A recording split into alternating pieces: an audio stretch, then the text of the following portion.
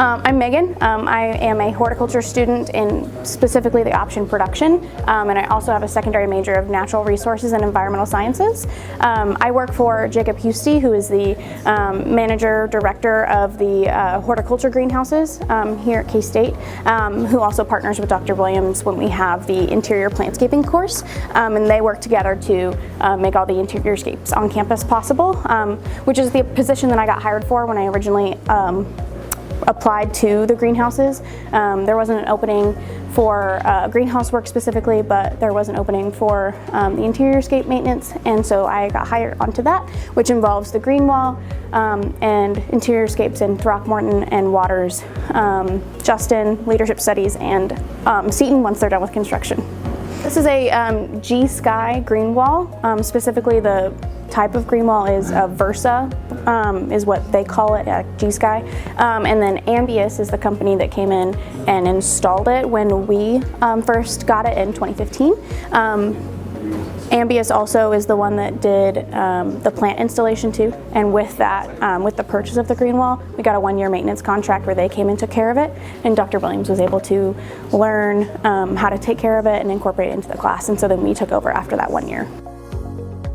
So I just applied for the job. I hadn't had the class yet, and so Jacob just kind of showed me the ropes, and then I kind of started and walked along with a couple of other greenhouse students that had been doing an interim job with it.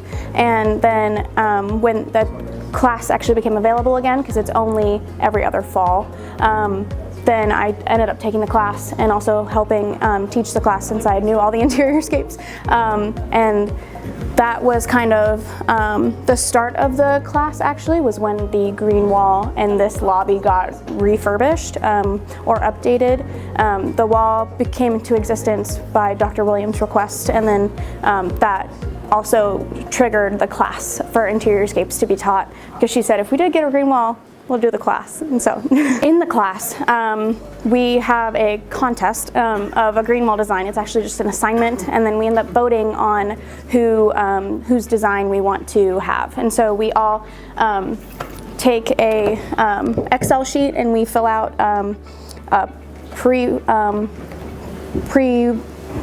template, I guess, and we have these plants to choose from a list, and then we color code it, and then we end up voting on it in class after we give like a little blurb about what the inspiration was for the design, and then we vote on it just like kind of like a bracket style. It's like, all right, who's against who, and then get down to the final two. The College of Ag has like the student fees that we pay per credit hour, and then those get divided up into the classes or the departments that the students belong into. And so a portion of those funds go into the building enhancements, fees to keep up with like keeping everything modern and accessible and everything.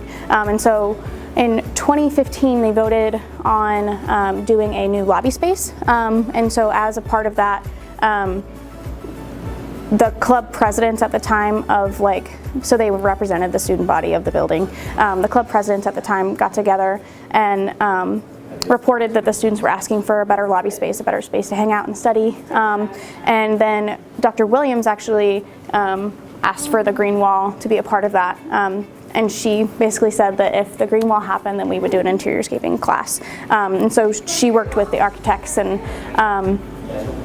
the companies and everything to get this going based off of that decision. The decision of what plants to use came out of their availability or adaptability to low light, and also to different moisture conditions. The green wall is not very sturdy for moisture. With the way the water works, it stays really wet at the top and dries out really fast at the bottom. And so they have to be able to adapt to different moisture conditions all the time and be able to stay wet a little bit longer or dry a little bit longer. And so that kind of narrows down the amount of types or types of plants that we can use. But luckily we were able to propagate a lot of them from what we had as stock plants in the greenhouse, and also source them from local Kansas greenhouses. So the lights actually were part of the installation process when we had the installer from Ambius come in and look at the architecture of the wall and everything to see if it was actually feasible to do it. Then we had to basically take a little light meter and go across the wall with Dr. Williams. There's actually a really great photo of her standing on a ladder holding up a light, which would be just like one of these lights at 3, 4, and 5 feet from the wall, so that we could see at what placement we had to put the light bar, because we did know that we need supplemental lights. And so that got installed at the same time the wall did. The watering system is, it's there.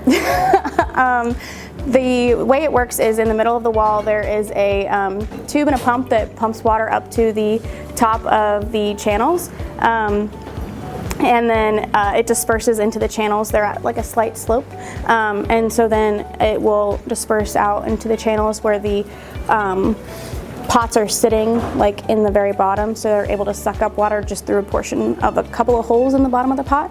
And then there are also return channels that go from each of the troughs down to the next one, and so it goes up from the top in the middle and then disperses all the way down.